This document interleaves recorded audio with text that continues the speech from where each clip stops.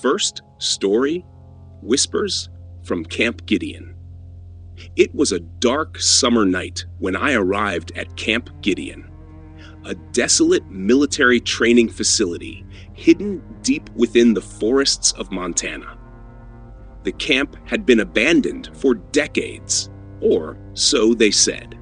My unit had been assigned to survey the area and assess its potential for reopening as a training ground.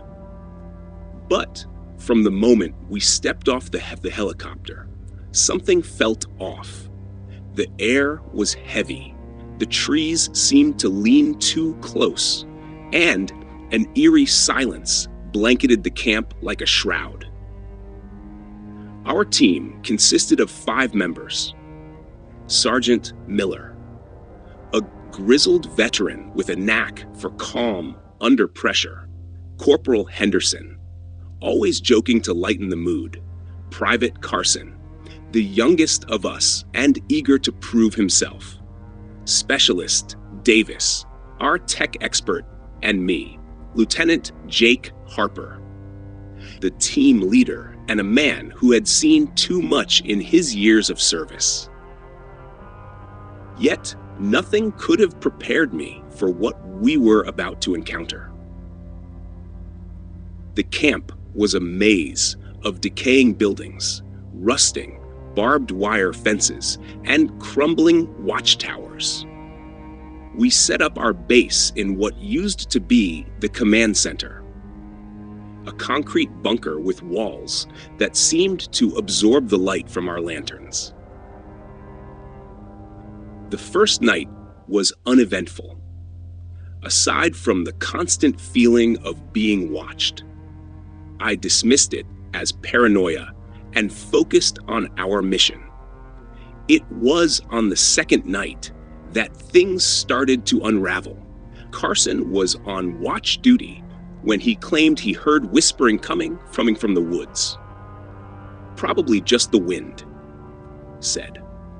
But the look in his eyes told me he wasn't so sure. We decided to check it out just to be safe. As we ventured into the forest, the whispers grew louder, yet more disjointed. "Did you hear that?" Henderson asked in a hushed tone. It sounded like someone calling my name. We paused, listening intently, and then we heard it, a soft, rasping voice echoing through the trees. Jake froze. My heart froze.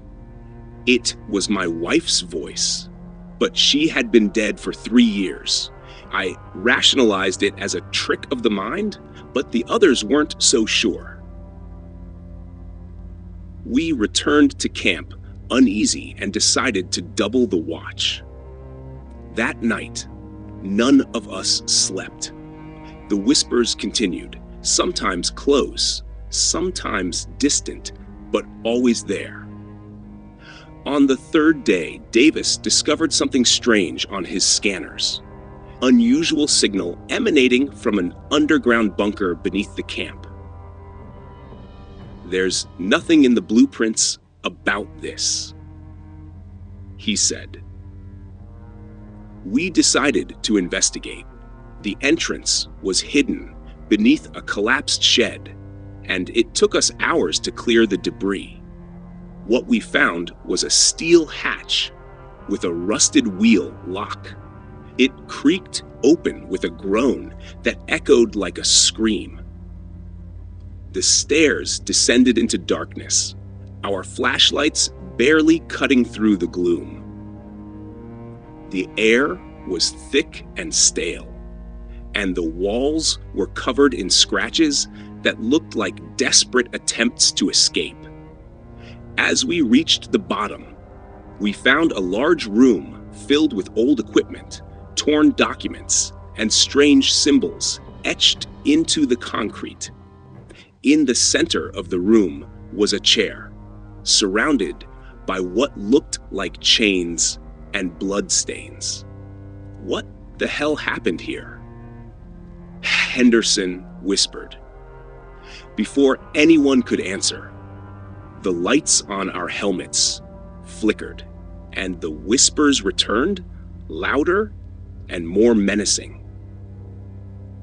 "Get out while you still can."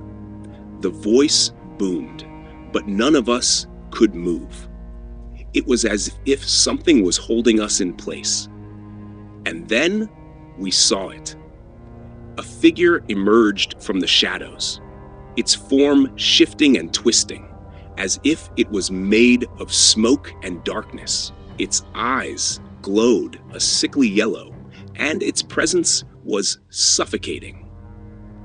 Miller was the first to break free and fire his weapon. The sound was deafening in the confined space, but the bullets passed through the creature as if it wasn't there. "Run!" shouted, and we scrambled back up the stairs. The creature didn't follow, but the whispers did, taunting us all the way back to the surface. We sealed the hatch and radioed for extraction. As we waited, the whispers grew quieter, but they never stopped. When the helicopter finally arrived, we didn't look back. Camp Gideon was declared off limits and erased from military records, but sometimes, late at night, I still hear those whispers, and I wonder if we ever truly left that place. Second story, The Shadows of Sanford. It was a dark and stormy night when I drove into Sanford, a seemingly quiet town on the outskirts of Maine. I had been traveling for hours, trying to escape the chaos of the city, hoping for some peace and solitude. But as soon as I entered the town, I felt something was wrong. The streets were eerily empty, the old houses lined with faded paint and broken windows. A dense fog hung in the air, and the only sound was the distant rumble of thunder. I drove down Main Street, past the dilapidated shops and abandoned buildings, when I noticed something strange. There was a figure standing in front of an old church at the end of the street. At first, I thought it was just another traveler, maybe someone waiting for the storm to pass. But as I got closer, I saw that the figure was not moving. It was tall, dressed in a dark coat, its head bent slightly, as if it were watching the ground. I felt my heart skip a beat, an unshakable feeling of dread creeping up my spine. I slowed down the car, but before I could decide what to do, the figure suddenly turned and disappeared into the fog. I parked the car and stepped out, my feet crunching on the wet gravel. The air was cold and heavy, and I could hear the sound of rain beginning to fall. I looked around, but there was no sign of the figure. Against my better judgment, I decided to explore. The church was old, its stone walls covered in moss and vines. I pushed open the creaky wooden door, which groaned in protest, and entered. The inside was dimly lit, the only light coming from the flickering candles scattered across the altars. The air was thick with the smell of burning wax, and a strange silence hung in the room. I walked slowly down the aisle, my footsteps echoing loudly in the empty space. Suddenly, I heard a soft whisper, a voice coming from the shadows. "Get out now." I froze, my skin prickling with fear. The voice was low but clear, and it came from somewhere deep within the church. I turned to leave, but the door slammed shut, cutting off my only escape. I was trapped. Panic set in, and I tried to pry open the door, but it wouldn't budge. I looked around, my breathing quickening, when I saw something that made my blood run cold. In the back of the church, near the altar, there was a door, barely visible in the gloom. It was half open, and through the crack, I saw a figure standing still. It was the same figure I had seen earlier on the street. I could feel its eyes on me, burning through the darkness. It was waiting. Without thinking, I ran towards the door, my heartbeat pounding in my ears. But as I reached it, I felt a cold hand grip my wrist, pulling me back. I screamed and struggled, but the hand was unshakable. I twisted around, and there it was, the figure, its eyes glowing with a malevolent light. It was no longer human, its face twisted into a grotesque mask. With a sudden jerk, I was thrown to the ground, and the figure disappeared into the shadows. I lay there, breathing heavily, too terrified to move. When I finally managed to stand up, I saw that the church was empty again. The door was now wide open, and the rain was pouring in. I ran out into the storm, not daring to look back. To this day, I never returned to Sanford. I don't know what happened to that town, but I can't shake the feeling that the shadows are still waiting. Third story, The Whispers of Hollow Creek. It was a late October night when I found myself driving down Hollow Creek Road, a narrow and twisting path through the woods of West Virginia. The trees arched overhead, casting long shadows across the paved road. I wasn't supposed to be here. I had only intended to visit a friend nearby, but the GPS on my phone had led me astray, and now I was lost. The night was eerily quiet, broken only by the occasional rustle of leaves beneath the tires. I tried calling my friend again, but the signal kept dropping, leaving me with nothing but the growing silence of the road. I was starting to feel a strange sense of unease, as though I was being watched. I pressed on, hoping to find something familiar, but the trees seemed to close in around me, their gnarled branches reaching down like skeletal hands. Didn't know how long I had been driving, but it felt like hours. Suddenly, a small figure appeared in the distance, standing by the side of the road. A man, tall and thin, wearing a tattered coat that fluttered in the wind. I slowed down and rolled the window down, but before I could speak, he looked at me with eyes that were too wide, too dark. "You should turn back, friend," he said in a low voice, his words carried by the wind. "This road isn't safe for anyone who isn't from here." I felt a chill crawl up my spine, but I laughed it off, thinking it was just some eccentric local. Pressed the gas pedal, my car speeding away from him into the night. But as I drove further, things started to feel wrong. The air grew colder, the road more winding until it seemed to go on forever. Suddenly, my headlights flickered and went out, leaving me in complete darkness. I slammed on the brakes, my car skidding to a halt.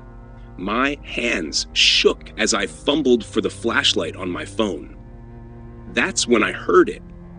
A soft, faint whisper, almost too quiet to hear, but distinct enough to make my skin crawl. Turn back, turn back, turn back. The words echoed in my head, and I felt my stomach drop. I quickly flicked on the flashlight, and the beam cut through the darkness, revealing the trees on either side of the road. And that's when I saw it. A figure in the distance, standing motionless beneath the trees. It wasn't the man I had seen before, but someone else. Someone much taller. Too tall. Their silhouette was faint, but I could see the glow of eyes reflecting the light. I didn't know what it was, but I knew I had to get out of there. I scrambled to restart the car, and when it finally came to life, I sped down the road, my heart pounding in my chest. I didn't stop until I reached the nearest town, my hands still trembling, my mind racing. I told the locals what happened, but they only shook their heads as if they had heard this story before. "You should have listened to the man," one of them said. "Hollow Creek Road has a way of getting into people's minds. Once you're on it, you can't escape." I left the town the next morning, vowing never to return. But as I drove away, I could still hear the whispering voice in my head. Turn back. Fourth story, The Whispers of Mount Ridge. It was a quiet morning when I first heard the whispers. I had just joined the army and was stationed at a small outpost in the mountains of Colorado. I had heard rumors about the place before coming here. The older soldiers spoke in hushed tones about the disappearances that had taken place over the years. But I was young and naive. I didn't believe in ghosts or the supernatural. I thought it was just their way of scaring the new guys. But soon I would learn how wrong I was. It was a week into my deployment when the strange things started happening. I was on night watch when I first heard it. A faint, whispering voice carried on the wind, just barely audible, but there nonetheless. At first I thought it was just the wind playing tricks on me. But the whispers grew louder and more urgent. It was as if someone was trying to tell me something. I shook it off as fatigue and tried to focus on my duties. But the whispers followed me throughout the night. By the time I relieved my shift and returned to the barracks, I was feeling uneasy. The whispers kept repeating the same thing. "Don't go up there at night. Don't go up there at night." The message was clear, and it was getting under my skin. I did what any new soldier would do and asked around the base about the rumors. The older men looked at me with narrowed eyes, as if they knew exactly what I was talking about. "You don't go up to Mount Ridge at night," one of the veterans told me, his voice low and serious. There are things up there you don't want to see." I laughed it off as just another war story. But the whispers didn't stop. In fact, they became louder and more urgent. One night, when the fog rolled in thick and heavy, I decided to ignore the warnings. I grabbed my flashlight and set out towards the ridge. The mountain was eerily quiet, with no sign of movement or life. But the whispers continued, growing closer and closer. They sounded like hundreds of voices speaking in unison. As I made my way up the path, my flashlight flickered and went out. The darkness was overwhelming, but the whispers were all around me, in my ears, inside my head. I tried to turn back, but the whispers kept pushing me forward. "Don't turn around," they said. "You can't leave now." I was too far gone.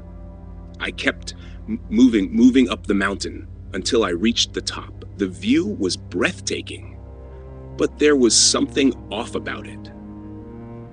The sky was a strange shade of red, and the air felt heavy, almost suffocating. That's when I saw it. A figure was standing at the edge of the ridge, silhouetted against the red sky. It was tall, unnaturally tall, with long arms that reached down to the ground. Its face was hidden in shadow, but could feel its eyes on me. Before I could react, the figure disappeared into the fog. I stumbled backwards and ran down the mountain, not stopping until I was back at the outpost. I never spoke of what I saw that night, but I couldn't forget it. Weeks passed, and the whispers finally stopped. But the memory of the figure haunted me. I still hear the whispers sometimes, in the wind, in the darkness. And now I know what the old soldiers meant. You don't go up to Mount Ridge at night, not if you value your life. Fifth story, Whispers from the Hollow. It was a dark night when I arrived in Hollow Creek, a small town in the heart of Kentucky, known for its dense forests and the mysterious disappearances that had plagued it for years. I had been stationed here on a military assignment, nothing out of the ordinary. But the town had a strange vibe, one that sent chills down my spine every time I walked through its abandoned streets. It was late when I checked into the local motel, the only place to stay in the entire town. The owner, an old man named Walter, gave me a long look before handing me the key to room 13.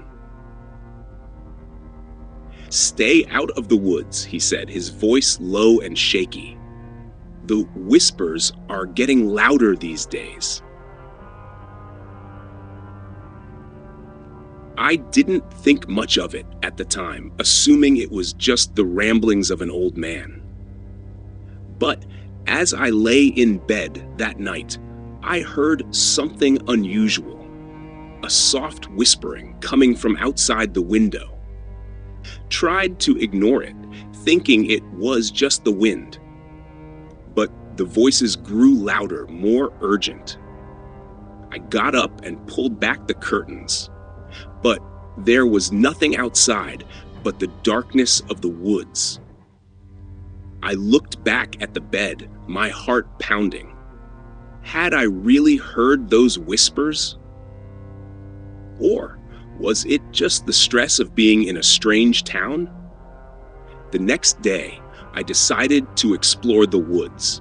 I needed to know what was going on in this town.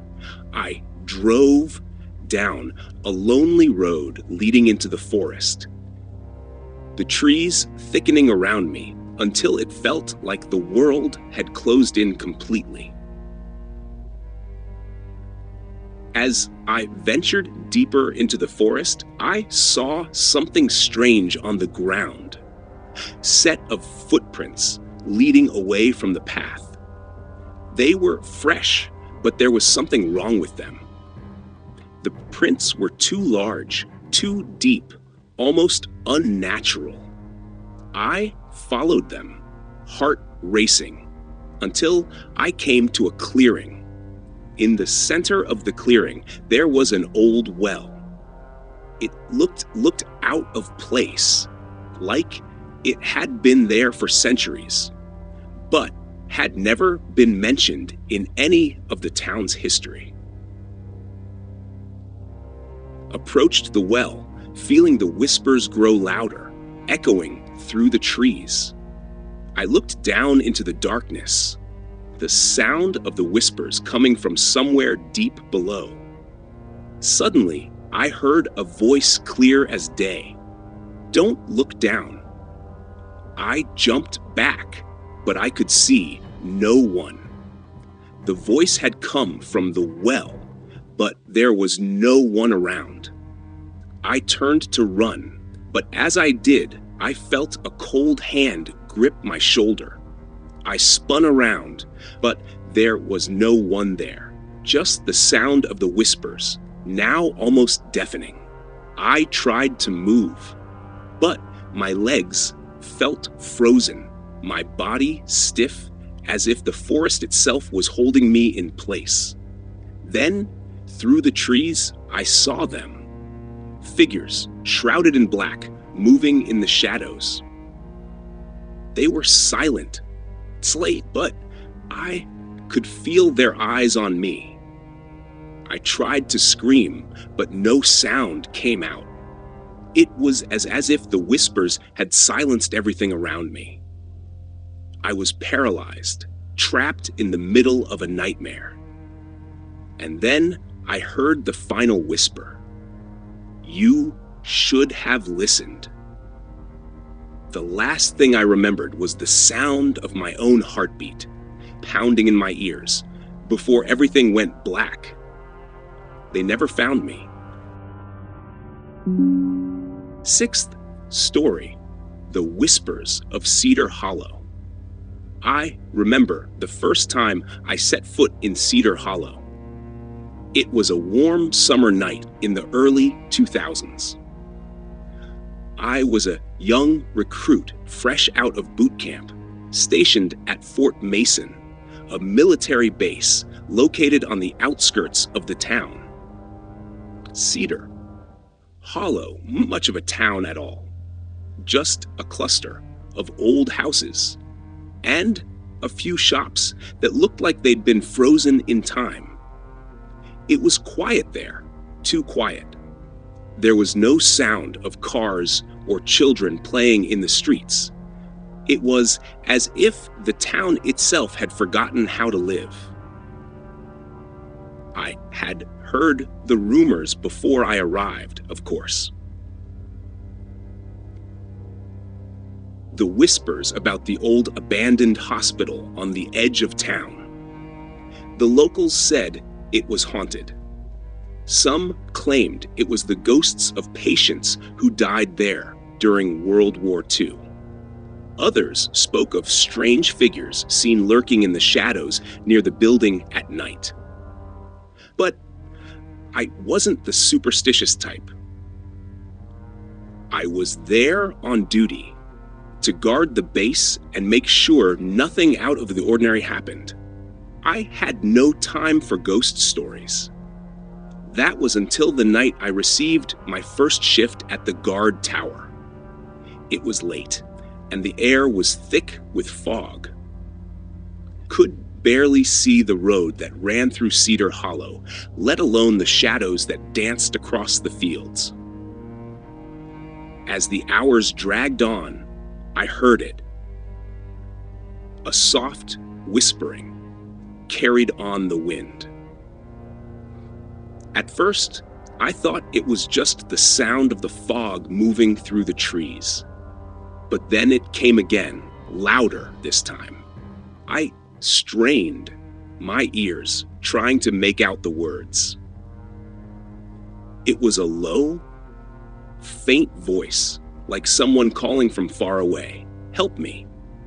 I wasn't sure what to think. Maybe it was just the wind playing tricks on my mind. But then it came again. Closer, this time. Help me.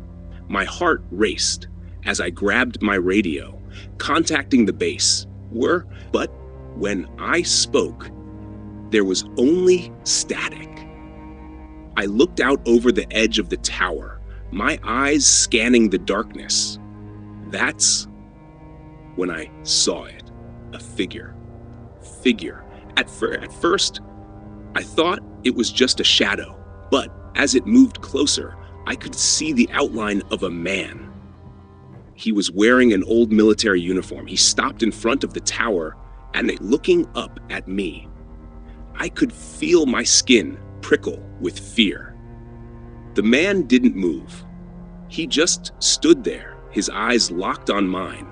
And then he spoke. You shouldn't have come here.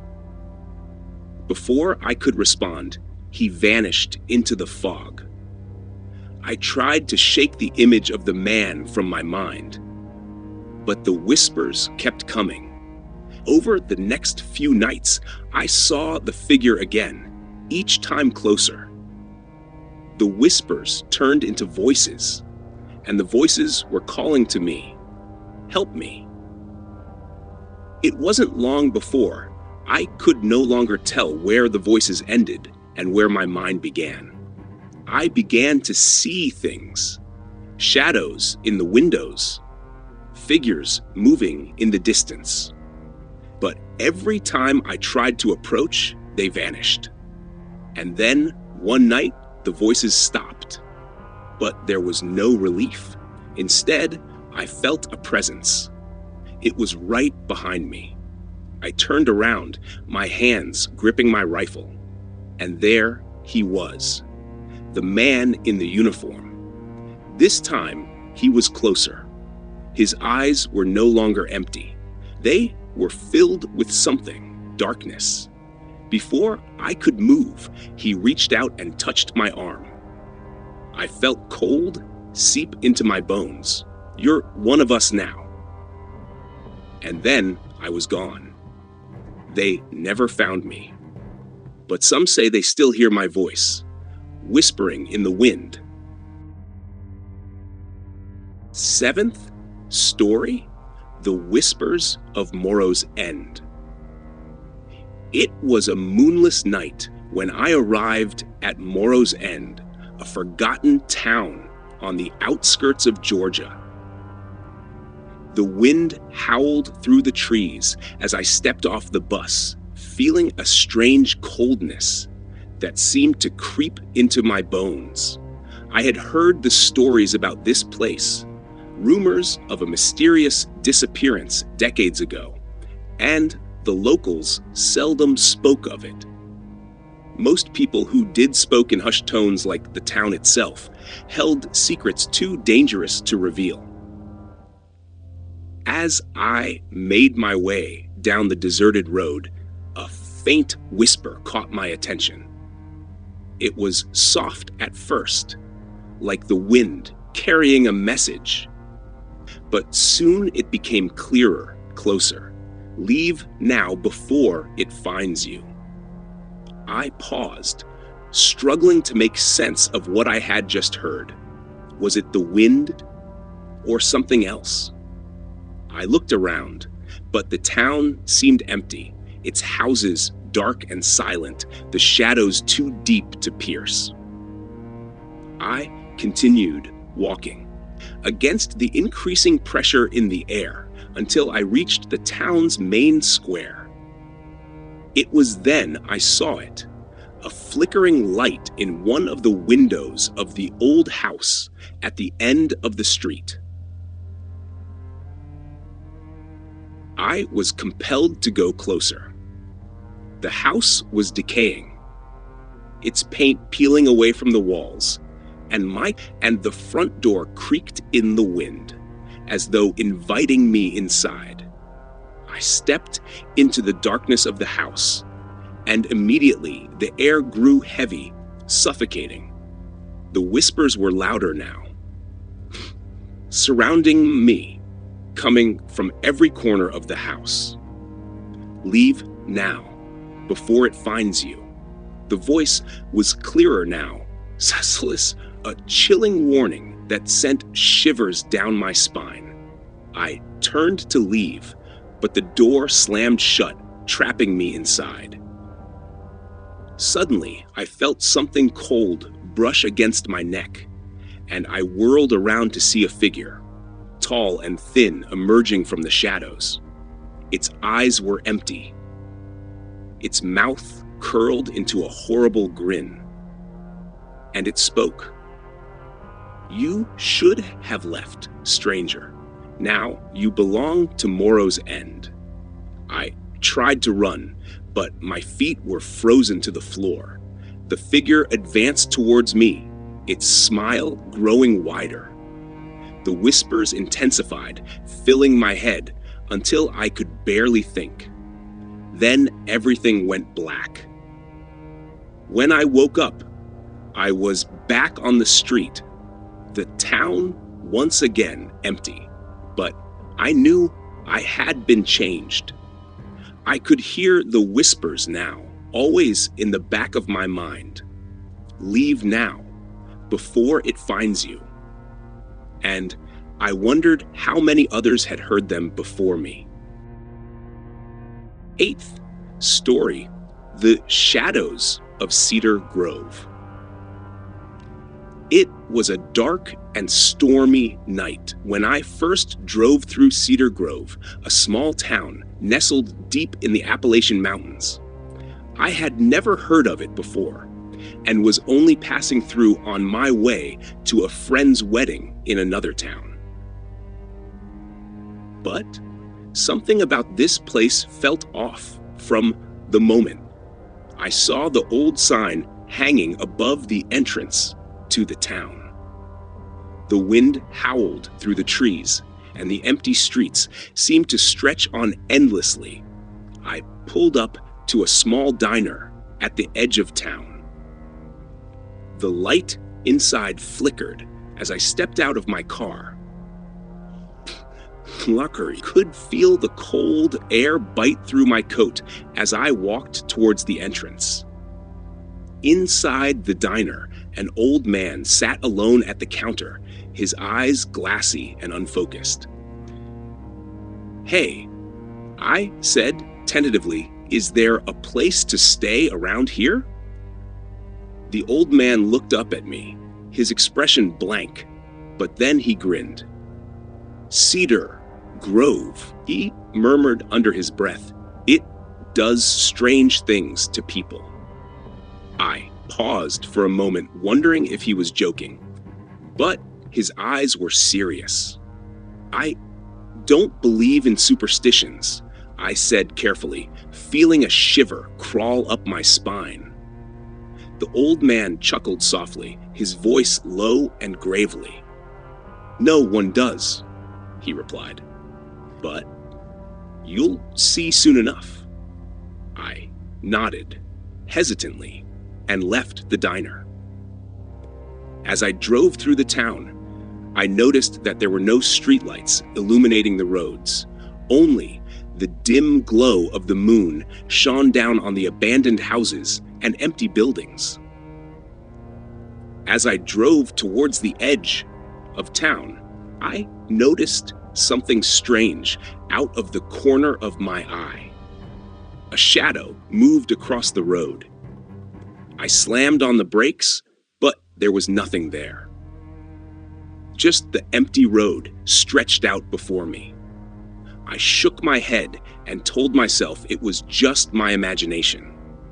But as I turned onto the main street, I saw it again. Shadow moving quickly across the road, this time closer. I slowed down and pulled over to the side of the road. I turned off the engine and sat in the darkness, The shadow grew larger, and then it stopped. I could hear it moving closer. Footsteps, soft and steady. I didn't dare look out the window, but the tension in the air was palpable. Suddenly, a knock on the driver's side window. I jumped back, my heart pounding. I slowly rolled the window down, just enough to see the face of a man, his eyes wide and unnaturally shiny. "Do you believe now?" he whispered, his voice cracking. Before I could answer, he was gone, vanished into the night. I sat there frozen for what felt like hours, my mind racing. Eventually, I drove off in a hurry, leaving Cedar Grove behind. But as I drove away, I could still hear the sound of footsteps following me. And even now, as I tell this story, I can still hear them. The shadows of Cedar Grove are always waiting. Ninth story, The Whispering Shadows. It was late at night when I received the call. A local police officer named Jackson was on the line, his voice strained and trembling. "You need to come down to Bentonville," he said through the crackling static. "There's something going on out here, and we can't make sense of it." Bentonville was a small town in Texas, known for its quiet suburbs and the long, lonely road that cut through it. I had never been there before, but I had heard rumors of strange disappearances that had plagued the town for years. With a growing sense of unease, I drove toward the town, with the darkness of the road seemingly closing in around me. As I drove, I could see the shadows of trees swirling in the fog, their elongated forms flickering at the edge of my vision. I tried to shake off the feeling that something was wrong, but it was impossible to ignore. When I arrived at the police station, Jackson was waiting for me, his face pale and his eyes wide with fear. "You won't believe what we found," he whispered, his voice shaky from something deeper than just fear.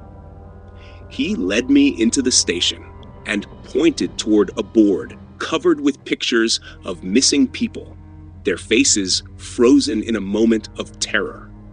Examined the board carefully, but one thing stood out among the others. A series of photographs of people who had disappeared in the past 2 weeks. Their last known locations seemingly pointing to a single place deep in the woods. Jackson was nervous as he explained the strange happenings in the area. "Every night, at exactly midnight, we hear it," he said, his voice barely above a whisper. "The whispers, coming from the woods, it's as if they know we're listening." I didn't believe in ghosts or supernatural forces, but the way Jackson spoke made me doubt my own rational thoughts. I felt the hair on the back of my neck stand up as he led me out to his truck, where he said he'd take me to the edge of the woods.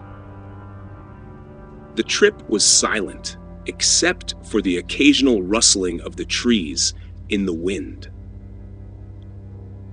As we reached the edge of the woods, Jackson stopped the truck and turned to me, his expression serious. "No matter what you hear, stay close," he warned. "The whispers are only the beginning." We stepped into the forest, the moonlight barely penetrating the dense canopy. The whispers grew louder as we ventured further in, seeming to come from all directions. The voices were soft and indistinct, but they had a tangible quality that made the air feel thick with fear. Suddenly, I felt a cold hand grip my shoulder and whirled around to find Jackson staring at me with eyes wide in terror. "Did you hear that?" he asked, his voice breaking. But there was no time to answer, for the whispers suddenly became shouting voices. Not just from one direction, but everywhere. In a blur of motion, I watched as Jackson was yanked into the darkness of the woods. His screams echoed through the trees, but they were quickly swallowed by the night. I raced towards him, but by the time I reached the spot where he'd been, he was gone. I stood there in the silent forest, the only sound, the distant whispers that seemed to call me forward. With my heart pounding in my chest, I turned and ran back to the truck. The town of Bentonville was never the same after that night. Some say that the whispers still call out to anyone who ventures too close to the woods. Others say they've heard the screams of those who were taken. But no one ever talks about it anymore. And as for me, I still hear the whispers in the darkness, waiting for someone else to listen. 10th story, The Whispers of Gravewood. It was late November when I first heard of Gravewood, a small town in the heart of Ohio, its location so remote that it wasn't on any mainstream maps. I had been driving for hours, the road barren except for a few distant trees and the constant hum of my car's engine. The sky was overcast and dark, almost too dark for the time of day. A strange feeling settled over me, like I wasn't alone, but I brushed it off as fatigue setting in. As I drove deeper into the woods that surrounded Gravewood, the trees grew thicker and the road more narrow. Couldn't shake the feeling that something was watching me. I had heard the stories before, the ones about the town's tragic past, its mysterious disappearances, and the strange events that seemed to happen only at night. But I wasn't a believer in supernatural things. By the time I reached the town's border, it was already dark. Gravewood was not what I had expected. The houses were old, some nearly falling apart, the streets empty. There was an eerie silence that felt unnatural, like the town itself was holding its breath. I found a place to stay, a small inn on the edge of town. That night, I heard them. The whispers. At first, it was soft, like the wind through the trees, but it grew louder, more insistent, until it sounded like voices coming from every corner of the room. I tried to ignore it, but they kept calling my name. Low, hissing whispers, as if someone was right next to me. I fought the urge to look around, knowing that no one else was there. When I finally stepped out of the inn the next morning, it was still overcast.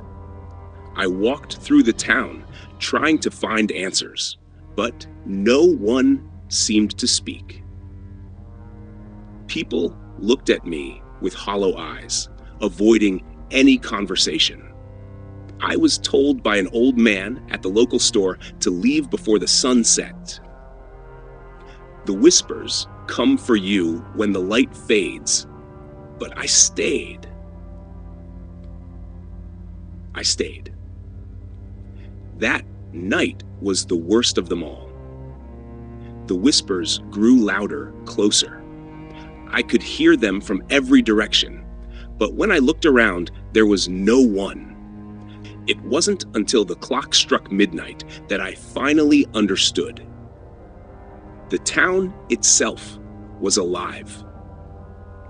The whispers were the souls of those who had disappeared over the years, trapped in the shadows of Gravewood.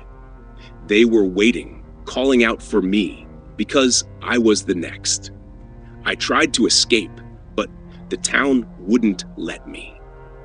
The trees were too dense, the road disappeared, and the whispers grew into screams. I still hear them.